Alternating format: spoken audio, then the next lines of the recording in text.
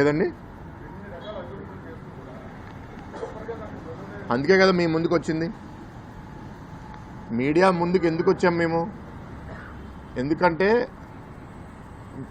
చేసిన పని కూడా అంటే ఒకటి ఉంటుంది కదా, మేము బాగా కష్టపడి ఇల్లంతా కడితే ఎవరో బయట వచ్చి రిబ్బన్ పెట్టేసి కట్ చేసేసి నేనే కట్టాను ఇల్లు అంటారు. ఇప్పుడు మన ఇల్లుల ప్రాజెక్ట్ కూడా మీరు చూశారు. హౌసింగ్ ప్రాజెక్ట్ 5 ఏళ్ళు పట్టించుకోలే.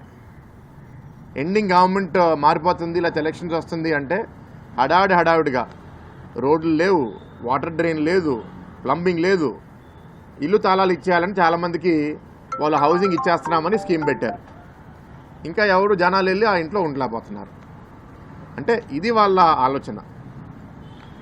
సో దట్ మీరు అన్నట్టు ఏమి జరుగుతుంది, ఎట్లా జరుగుతుంది అనేది కమ్యూనికేట్ చేసే బాధ్యత మాకు కూడా ఉంది. కాబట్టి అందుకే మీ ముందుకు వచ్చి ఇవాళ చాలా క్లుప్తంగా, ఎందుకంటే ఎక్కువసేపు మాట్లాడితే మీడియా చూడడానికి కూడా ఎవడు రెడీగా చేయడు. మీ క్వశ్చన్స్కి అందుకే రెస్పాన్స్ ఎక్కువ టైం ఇస్తున్నాను మీకు. నేను ఒక 15 నిమిషాలు చరిత్ర చెప్తే ఎవడు వినే పరిస్థితిలో లేడు.